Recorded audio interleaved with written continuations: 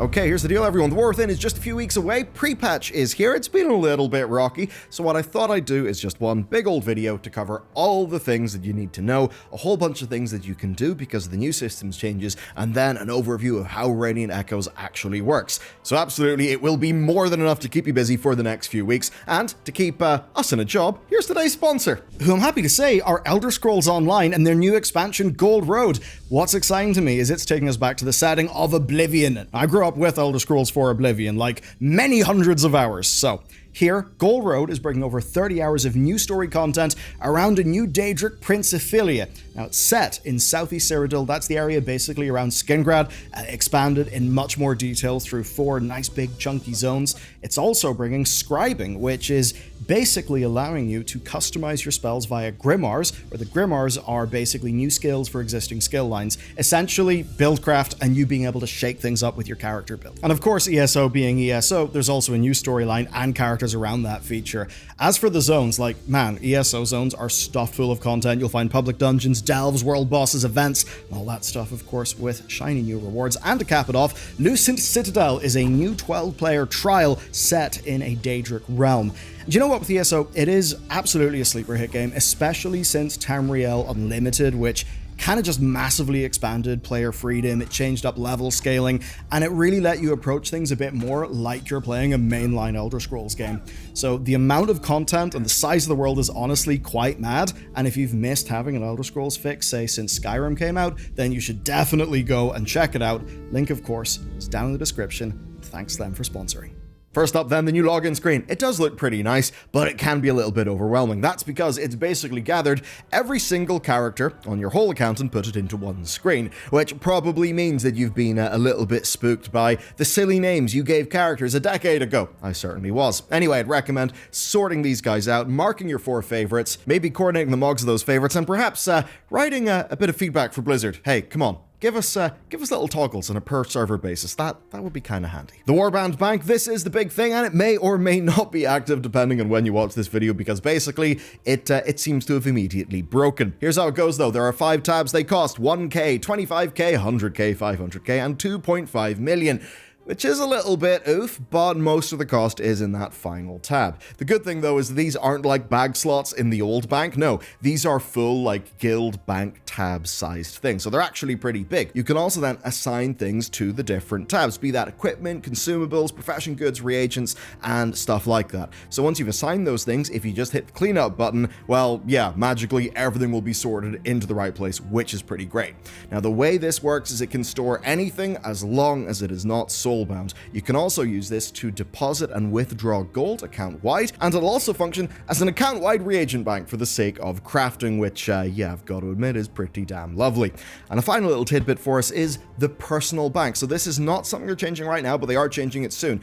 Essentially, when the change is implemented, the idea of us buying bag slots for our bank, that will be gone, and instead you'll just be buying full bank tabs like what you're doing already with the new Warband Bank, which should actually mean a pretty damn ginormous increase in the amount of storage you've got on every single character. The next thing to do is setting up access to your Warband Bank because, well, this is pretty awesome. It's part of the regular banking UI, and that means it works with the likes of your mobile banking guild perk, the Argent Squire, which costs 150 champion seals, Jeeves, the Goblin Racial, and the likes of, say, the Kyrian Steward that you can unlock during the Path of Ascension. And as if all those aren't enough, there's a new Warband Bank spell you can unlock by just doing a quest line. It's called Warbanding Together, and you can find it in Gadget Zen. And with how things like that have worked in the past, you may expect it to be something in your toy bag. No, it's actually just a spell that will be added to your general tab. The next thing to do is to check out the sweet new camera collision, or I suppose lack of collision. It always used to be the case in World of Warcraft that if a tree got between you and your character, your camera would just jump really close to you. It would be real jarring.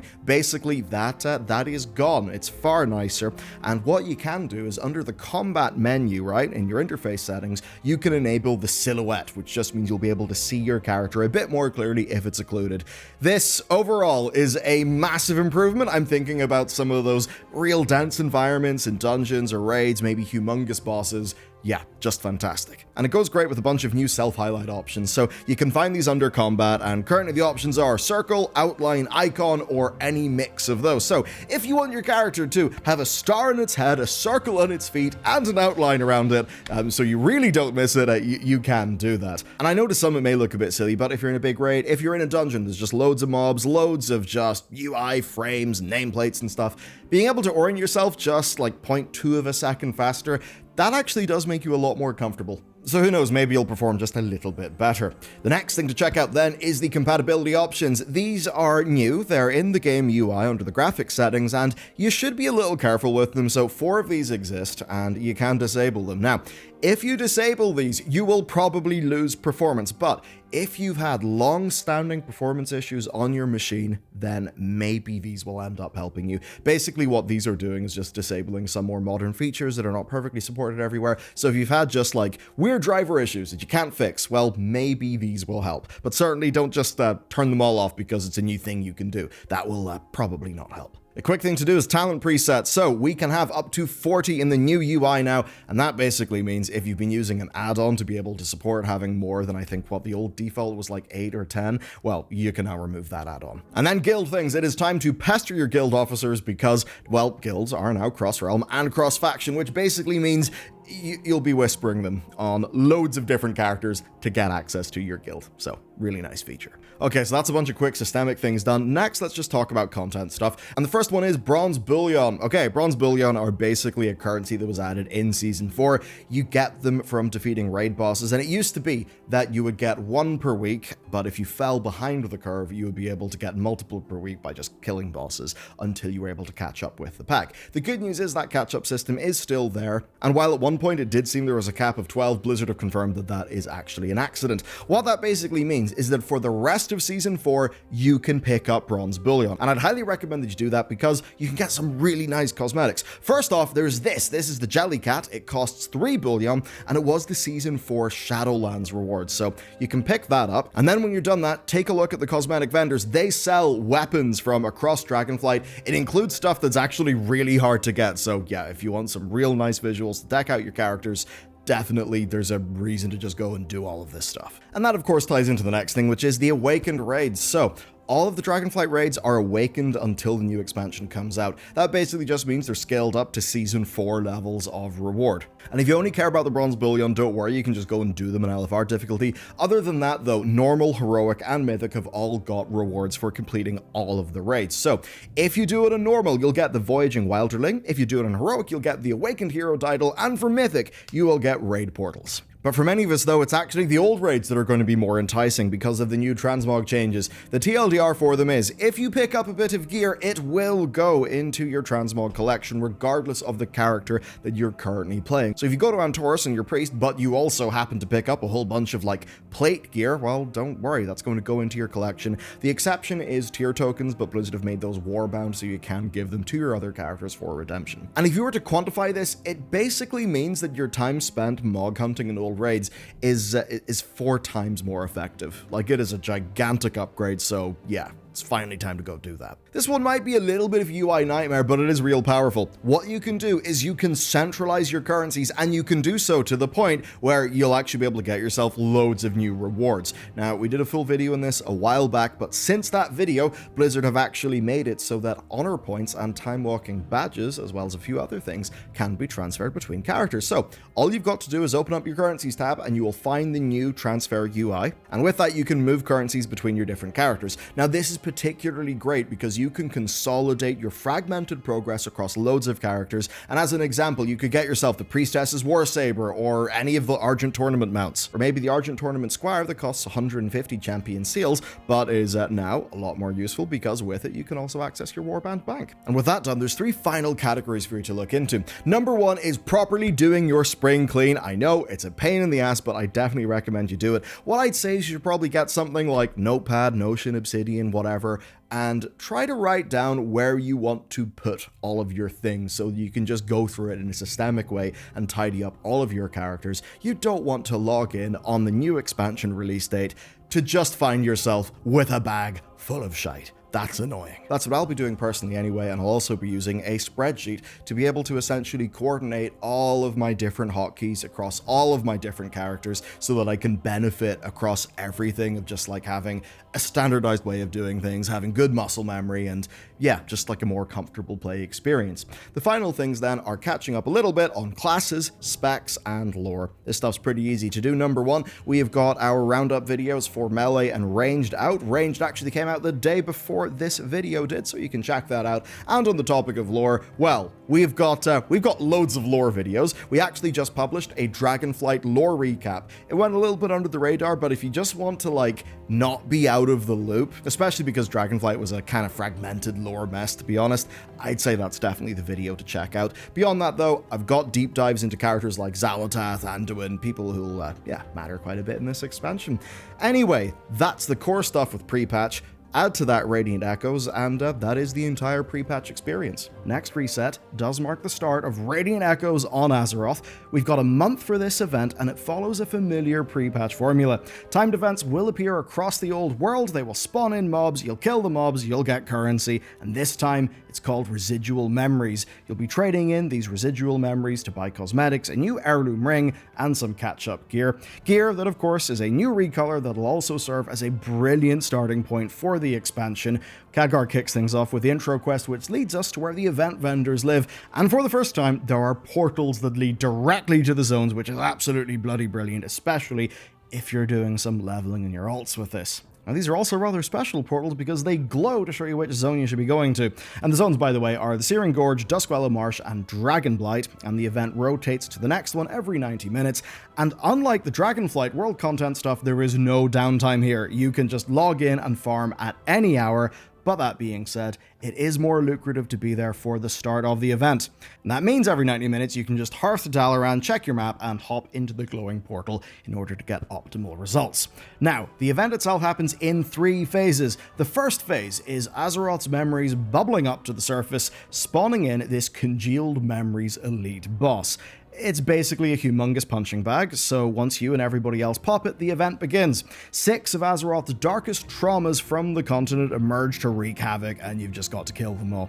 These are basically all callback bosses or fill-the-bar objectives that are based on quests from the area, kind of like a trip down memory lane. Now, once all those are cleared up, the final boss spawns, and the real bosses too, complete with their raid-wiping abilities. So for Nyxia, that means Frontal Breath, and of course the famous whelps. Rag has got World in Flames, and Azeroth will be unleashing defiles upon all of you. Once the boss is dead, the event ends, but the zone will actually stay full of mobs if you just want to keep on grinding. Now, memories, which are a currency, can be earned from 3 major sources. First is doing the 3 weekly quests.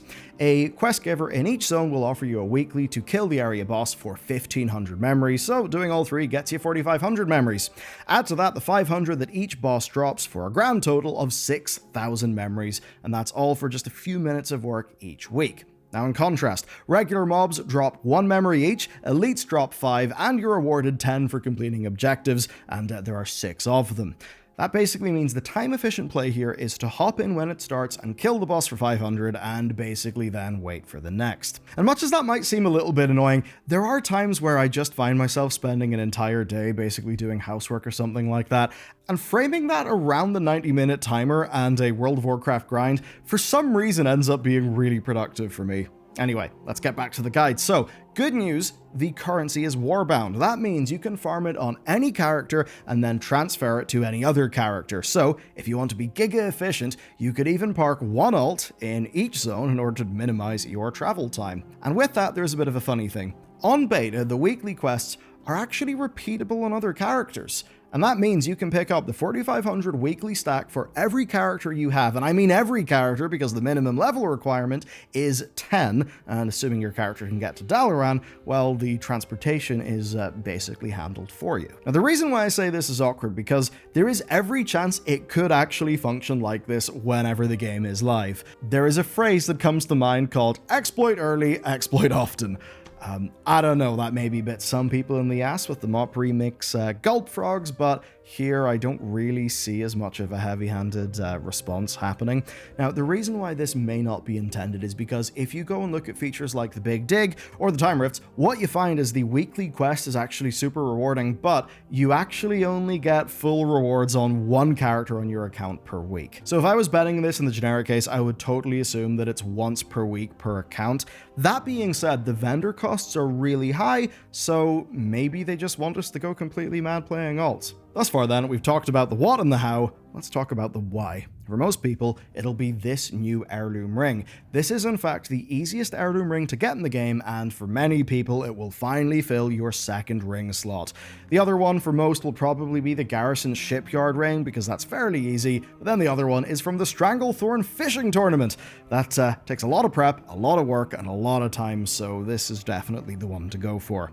For this ring though, it's altogether more easy. All you've got to do is farm mobs in each zone until 20 memories of that zone drop for you. Then, combine them into an essence, and then put all 3 essences into this lifeless stone ring that comes from the event vendor, and with that done, you'll get yourself a band of Radiant Echoes. The next thing then is catch-up gear and new transmog. This is the Dalaran Defender set, and it's basically a purple recolor of the Argus gear from the Legion expansion. These drop at eye level 480 in the veteran track, which is more than enough to carry you through the start of the expansion. That being said, yeah, you'll probably just replace these with questing gear within a few hours anyway. Still, it is a recolor of a pretty cool set, so I'd recommend picking them up anyway. Now, here's the table of the vendor costs, and yeah, you'll see it's kind of damaging. 50,000 residual memories for the full set, going up to 59,000 if you're a Fury Warrior. But I wouldn't worry too much actually, that's because this gear has got a chance of dropping when you're killing mobs in the event, and at least based on our testing in the PTR, the random drops do respect your loot spec for a change, so that's pretty nice, and also, these are warbound, so they can be freely traded between any of your characters. Which itself is actually really nice. It means that you can farm on the right loot spec and just get whatever items you need. It's essentially a way for you to target the gear you're getting. So as an example, say you main a warrior but you want to gear up a paladin. What you could do is farm in a warrior to ensure that you're getting plate drops and then send those over. But if you main a mage and you want to gear a druid, well, you should probably just farm in the druid because that'll get you the leather gear. So that's how the eye level 480 champion gear works. There is a little bit of a caveat though. The final boss can actually drop soul-bound champion gear. So the true maximum efficiency move is to basically just do it in the character you want gear for. You should also, by the way, save your currency for when you're done farming, because that way you can avoid buying an item that'll just drop for you later. And that's because beyond the gear, there's actually a few other things for you to earn.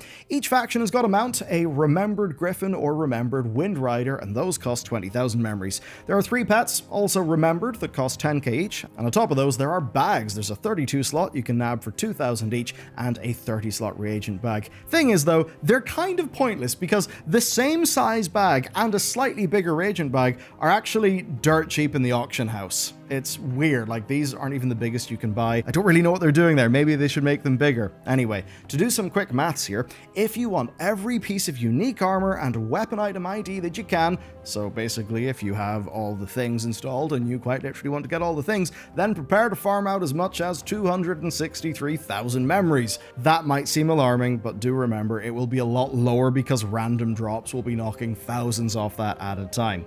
If you're only here for the appearances, the total cost is 199,000, but again, you'll get loads of drops as you farm. The Vans and Pets are a total of 70k, and the Heirloom Ring is 25k, which makes up our total of 269 and 25. Now, there is a chance it could be 20k less if buying the Alliance mount will also automatically unlock the Horde mount. We just haven't been able to test that. Now, there will definitely be achievements and a feat of strength for this, but there's basically nothing we can see in-game right now. I mean, we thought we found things, but they're actually for something called World Soul Memory, which is an event in Khazalgar that is different to this, but I mean, very similar. So that's it for Radiant Echoes. Basically, it's a trip down memory lane, you farm up some new mogs, mounts, some catch-up gear. We've certainly hit a similar pattern for the last few expansions. I guess if it ain't broke, don't fix it, but I would at least say there's one major improvement here. Number one, I think the theme is really cool, beats what we had last time, and the other thing is the updated UI elements. The days of just events in World of Warcraft confusing people forever are actually kind of long behind us. We got portals, quests, map markers, even some on-screen elements. Like, yeah, it's actually pretty damn polished. So if the rest of WoW going forward is going to be polished like this, then I suppose color me excited. Be sure to let me know what you and your friends are doing down in the comments. And I suppose, as a final thing, I definitely say, check out the ranged video next, because if you have not seriously considered Mage, turns out, man, Mage is looking pretty damn good. So check out that video next. Thanks for hanging out, and I'll see you next time.